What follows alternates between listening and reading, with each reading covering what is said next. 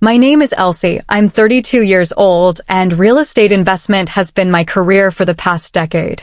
I've closed deals worth millions, negotiated with the toughest sellers, and built a portfolio that most people only dream about. But nothing, absolutely nothing, prepared me for the day I discovered my family had sold my childhood home without even telling me. The house where I took my first steps. Where my late grandmother taught me to bake cookies every Sunday. Where I'd carved my initials into the oak tree in the backyard. Gone. Sold to strangers while I was overseas closing a major deal. When I confronted my mother about it, she simply shrugged and said, "We needed the money for your brother's startup. Besides, you're always so busy with work. We didn't think you'd care about some old house." Before I tell you how I made them regret those words, let me know where you're watching from in the comments. Hit that subscribe button if you've ever had family members who made major decisions that affected you without even asking. Trust me, you'll want to see how this story unfolds. Growing up as Elsie Chin in the suburbs of Portland, Oregon, I learned early that being the oldest daughter in an immigrant family meant certain expectations. My parents, Ming and Wei Chin, had come to America with nothing but ambition and worked themselves to exhaustion building their restaurant business. But in our household, there was a clear hierarchy. My younger brother, Marcus, 3 years my junior, was the golden child. The son who would carry on the family name. The one whose dreams mattered most. I was expected to be responsible, self-sufficient, and understanding. When Marcus needed tutoring, I was pulled out of my debate club to help him. When he wanted to attend an expensive summer camp, my college savings fund was raided. When he crashed the family car at 17, I was the one who had to take the bus to my part-time job because Marcus needs the car for his college interviews. Elsie will understand, became my mother's favorite phrase. Elsie is strong. Elsie doesn't need as much help. The one place that was truly mine was our childhood home at 847 Maple Street. Not the house itself, that belonged to my parents, but the memories I'd built there with my grandmother, Papa. Papa had lived with us from the time I was born until she passed away when I was 16. She was the only person who truly saw me, who valued my dreams as much as Marcus's. While my parents worried about their restaurant and obsessed over Marcus's future, Papa taught me about investments, real estate, and building wealth. Smart girl like you doesn't need to rely on anyone, she would tell me in Mandarin, her wrinkled hands holding mine. You make your own security. You build your own empire. She had been a successful businesswoman in Taiwan before immigrating, and she understood that I needed skills, not just support. Every Sunday afternoon, while my parents worked at the restaurant and Marcus played video games, Papa and I would sit in the small sunroom she'd claimed as her own space. She taught me to read financial statements, understand property values, and think strategically about money. When Papa died, she left me a modest inheritance. $30,000 that she'd saved over decades. My parents wanted me to contribute it to Marcus's college fund. Instead, I used it as a down payment on my first rental property at age 18. That decision created a rift with my parents that never fully healed. They saw it as selfish, as me choosing money over family. I saw it as honoring Papa's wishes and securing my own future. After college, I moved to Seattle for work, deliberately putting distance between myself and my family. I built a successful career in commercial real estate investment, eventually starting my own firm. I visited for holidays and major events, maintaining a polite but distant relationship with my parents and brother. The childhood home on Maple Street became a symbol for me. It represented Papa, the Sunday afternoons in the sunroom, the few genuinely happy memories I had. My parents knew this. They knew that house was sacred to me. And they sold it anyway. I was in Singapore when I found out, closing a deal for a mixed-use development project worth $8 million. The negotiations had been intense, requiring 14-hour days and careful navigation of international regulations. When the contracts were finally signed, I felt that familiar rush of accomplishment. That night, exhausted but satisfied, I was scrolling through social media in my hotel room when I saw it. A post from my cousin Jennifer congratulating Marcus on his exciting new venture. The post included photos from what appeared to be a celebration at a trendy downtown Portland restaurant. My parents, Marcus, and several family members I recognized, all raising glasses. But what caught my attention was Marcus's caption on his own reshared version, "New Beginnings. Thanks to Mom and Dad for believing in my vision and making this possible." Sometimes you have to make tough choices to chase your dreams. A cold feeling settled in my stomach. I immediately tried calling my parents. No answer. I tried Marcus. Straight to voicemail. Finally, I called Jennifer. "Oh, Elsie. I thought you knew," she said, her voice uncomfortable. "Your parents sold the Maple Street house last month. They gave Marcus the money for his new tech startup. Something about AI-powered restaurant management software? I assumed you were in on the decision."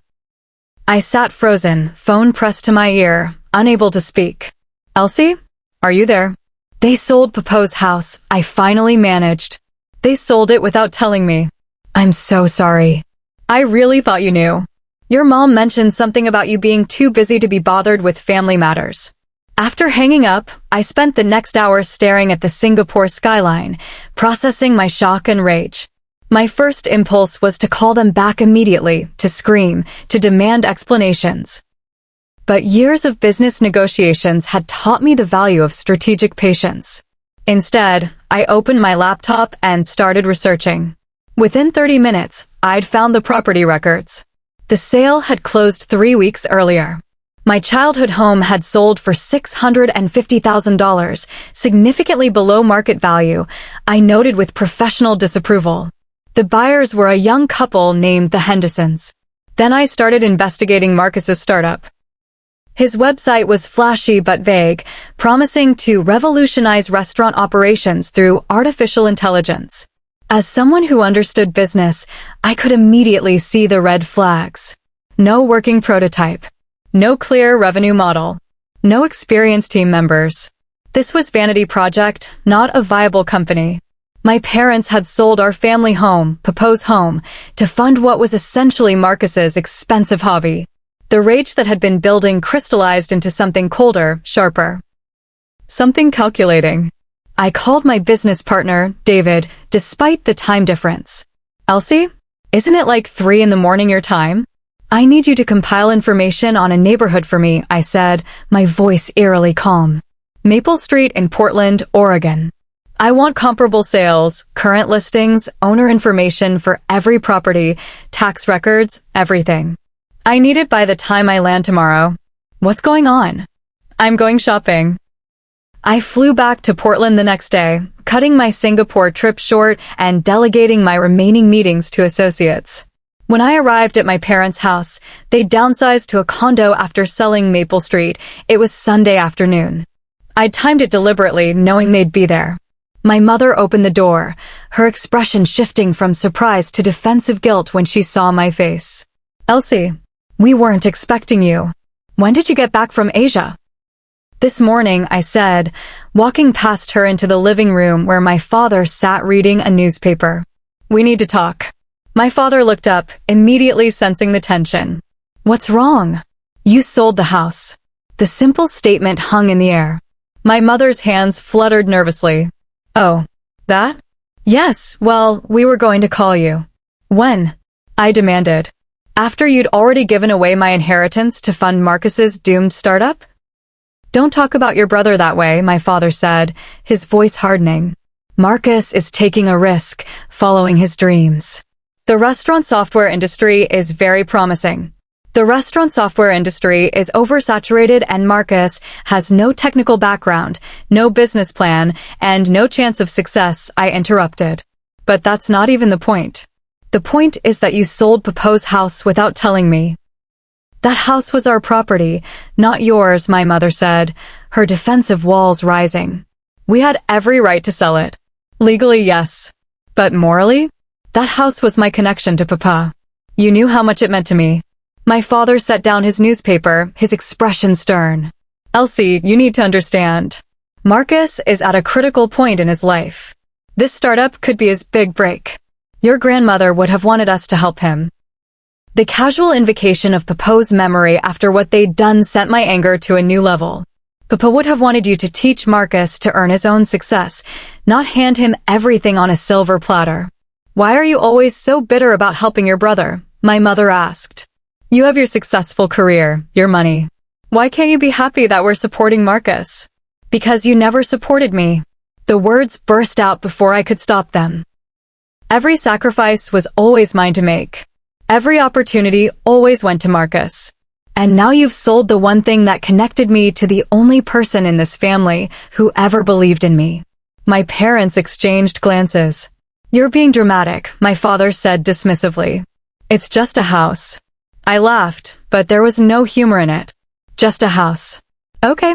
Well, since it's just a house, I'm sure you won't mind what I'm about to do. What's that supposed to mean? My mother asked nervously. You'll see, I said, turning toward the door. Oh, and tell Marcus not to spend all his startup money too quickly. He's going to need a backup plan. Back in my Seattle office the next morning, I met with David and our senior team. The research I'd requested was comprehensive and revealed an opportunity one hadn't initially anticipated. Maple Street was a small residential road with only 12 properties. It was in a desirable neighborhood that had seen steady appreciation over the past decade. More importantly, several of the homeowners were elderly or dealing with properties they'd inherited and didn't want to maintain. 4 properties are currently occupied by owners over 70, David explained, pointing to his analysis. 2 more are owned by out-of-state investors who bought during the market dip and are likely looking to cash out. The couple who bought your family's home are first-time buyers who overstretched their budget. And 3 properties are rentals owned by a small-time landlord who's approaching retirement. I studied the spreadsheet, my business mind calculating possibilities. What's the total estimated acquisition cost if we approached each property individually with competitive offers? David slid another sheet across the table. Roughly $7.3 million for all 12 properties, assuming we pay about 10% above current market value to incentivize quick sales. That includes the property your parents sold. One of my junior associates, Michelle, spoke up hesitantly. Elsie, that's a significant investment for what's essentially a residential street. What's the strategy here? Are we looking at demo and rebuild? Commercial redevelopment? I smiled. Nothing so complicated. I'm going to buy every single house on my childhood street and turn it into the most desirable residential block in Portland. Completely renovated homes, beautiful landscaping, a genuine community. Then I'm going to rent them out at reasonable rates to carefully selected tenants. That's actually not a bad investment, David mused. The neighborhood has strong fundamentals. With proper management, you'd see solid returns. The returns are secondary, I said. This is about proving a point. Over the next 3 weeks, I worked methodically through my target list. I started with the easiest acquisitions, the out-of-state investors who were happy to sell quickly at above-market prices. Then I approached the elderly homeowners with generous offers and the promise that they could stay as tenants if they wanted at below-market rent. Mrs. Patterson, who lived at 851 Maple, actually cried when I made my offer. I've been so worried about maintaining this big house on my own, she admitted. But I didn't want to leave the neighborhood. Being able to stay here as a renter would be a dream. The small-time landlord was thrilled to offload his properties and retire early. Within 3 weeks, I'd acquired 9 of the 12 properties. That left 3, the house my parents had sold to the Hendersons and 2 others. The Hendersons were the challenge. I'd researched them thoroughly. Young couple, both teachers, deeply in love with the idea of owning a home. They'd stretched their budget to buy my childhood house, and I knew approaching them directly would be complicated. But I also knew from the property records that they'd had a pre-purchase inspection that had noted several issues: old roof, outdated electrical, foundation concerns. Issues that would require significant investment in the near future. I had my lawyer draft a letter explaining that I was acquiring properties on the street for a development project and offering them a fair above-market price, 20% more than they'd paid just weeks earlier. Enough to be attractive, not enough to seem suspicious.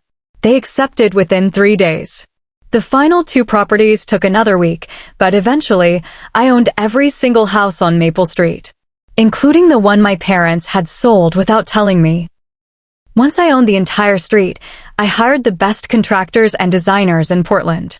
My vision was clear: restore these homes to their best possible condition while maintaining their character and charm. For 847 Maple, my childhood home, I had special plans. I personally oversaw every detail of its renovation. The contractors thought I was obsessive, but I didn't care. Papo's sunroom was restored exactly as I remembered it, with the same style of windows and the built-in reading nook she loved. I even tracked down similar vintage wallpaper to what had been there during her lifetime. The kitchen was modernized but kept the same layout. The oak tree in the backyard, where I'd carved my initials, was carefully preserved and the landscaping designed around it. Every room was updated with respect for the home's history. For the other 11 houses, I took a different approach. Each was renovated to be beautiful, functional, and efficient, but I let the designers have creative freedom. The goal was to create a diverse, but harmonious street that felt like a real community, not a development. I planted new trees along the sidewalk, upgraded the street lighting, added a small community garden space at the end of the cul-de-sac, installed a bench under the oak tree in my house's backyard with a plaque that read, "In memory of Papa Chin. She taught me to build my own empire." The renovation took 4 months. During that time, my family had no idea what I was doing. I'd stopped responding to their calls and texts after our confrontation, and they'd apparently decided to give me space. Marcus's startup, predictably, was already struggling. I'd been tracking it through industry contacts. The AI software he'd promised didn't work, the restaurant owners he'd pitched to weren't interested, and his burn rate was unsustainable. He'd already gone through a quarter of the money from the house sale with nothing to show for it. Meanwhile, I was creating something lasting. When the renovations were complete, I hosted a neighborhood open house, inviting the new tenants, the community, and local press. Maple Street was featured in Portland Magazine as an example of thoughtful urban renewal and community-focused investment. Mrs. Patterson, still living at 851, was quoted, "It's like watching the neighborhood I love come back to life, but better." And Ms. Chin has been the most wonderful landlord. She actually cares about this community. The article included photos of all 12 beautifully restored homes, the new landscaping, and the community garden where neighbors were already gathering. My parents saw the article before I told them. The call came on a Saturday morning. My mother's voice was shrill with confusion and anger. "What is this article about you buying the entire street, including our old house?" "Hello, Mother. I'm well, thanks for asking. Don't be smart with me, Elsie. What have you done?" "I invested in real estate. It's literally my job." I could hear my father's voice in the background, and then he was on the phone. "You bought our house?" "Actually, I bought the house you sold without telling me, along with every other property on Maple Street. It's been quite the project." "This is insane," my mother said, having grabbed the phone back. "Why would you do this?" "Because you taught me an important lesson, Mother. You taught me that the only person I can rely on is myself. So I've created something permanent, something Papa would be proud of. Unlike Marcus's failing startup." "Marcus's company is not failing," my father said defensively. "Yes, it is.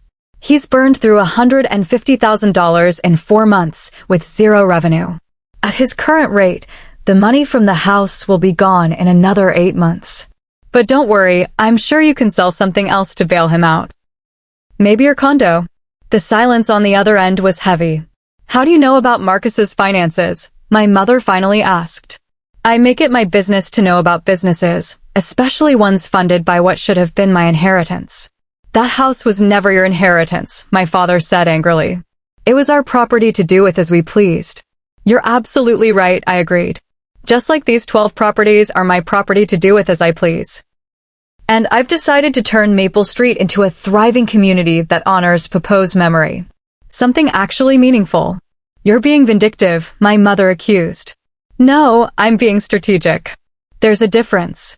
Vindictive would be buying the street and evicting everyone. Instead, I've created affordable housing, preserved the neighborhood character, and made a sound investment. The fact that it also proves a point about what can be accomplished with proper planning and respect is just a bonus." Marcus got on the phone then. "Elsie, come on. This is ridiculous. So Mom and Dad sold a house. Why are you making such a big deal about it? Because it wasn't just a house, Marcus. It was our childhood home. Papo's home. And they sold it to fund your vanity project without even telling me. My company is not a vanity project. Then why are you hemorrhaging money with no product, no customers, and no viable path to profitability? But you know what? That's not my problem. My problem was losing the one physical connection I had to the person who actually believed in me. So I bought it back. And then I bought the entire street. Because I could. Because Papa taught me how to build some thing that lasts. You're jealous, Marcus said flatly. You've always been jealous that Mom and Dad support my dreams. I'm not jealous, Marcus. I'm disappointed. In you, in them. In this entire dynamic where my feelings and boundaries have never mattered. But I'm done being disappointed. Now I'm just successful. Enjoy your failing startup. I have tenants to interview. I hung up before any of them could respond. The following months were illuminating. Marcus's company collapsed exactly as I'd predicted, burning through the remaining money with nothing to show for it. My parents, faced with the reality that they'd wasted hundreds of thousands of dollars, finally had to confront their pattern of enabling Marcus at everyone else's expense. Meanwhile, Maple Street thrived. The community garden became a neighborhood gathering place. Mrs. Patterson started a book club that met in my childhood home's restored sunroom. The families I'd carefully selected as tenants formed genuine friendships. I spent every other weekend in Portland, staying in my childhood home and personally managing the property. It wasn't about the money anymore, though the investment was performing well. It was about creating something meaningful from the ashes of my family's betrayal. 6 months after the article came out, my mother called me. Elsie, we need to talk. In person. We met at a cafe near Maple Street. Both my parents looked older, tired. Marcus wasn't with them. Your brother moved back in with us, my mother said quietly. His startup failed. He's working as a restaurant manager now, trying to save up money. I'm sorry to hear that, I said, and surprisingly, I meant it. My father cleared his throat. We've been going to family therapy. The therapist helped us see some things about how we've treated you over the years. I waited, not willing to make this easy for them. We were wrong, my mother said, tears in her eyes. About the house, about always putting Marcus first, about everything. We thought we were helping him, but we were really just teaching him that he didn't have to work for anything. And we taught you that your feelings didn't matter. Yes, I said simply. You did. Can you forgive us? My father asked. I considered the question carefully. I can work toward forgiveness. But things can't go back to how they were. I need you to understand that I've built a life where I don't need your approval or support. Maple Street isn't just a real estate investment. It's proof that I can create family and community on my own terms. We understand, my mother said. Could we see the house? The way you restored it. I thought about it, then nodded. Yes, but there are going to be boundaries. And they're non-negotiable. That weekend, I gave my parents a tour of 847 Maple Street. My mother cried when she saw Papo's sunroom, perfectly restored. It's exactly how I remember it, she whispered. That was the point, I said. To honor the person who actually invested in me.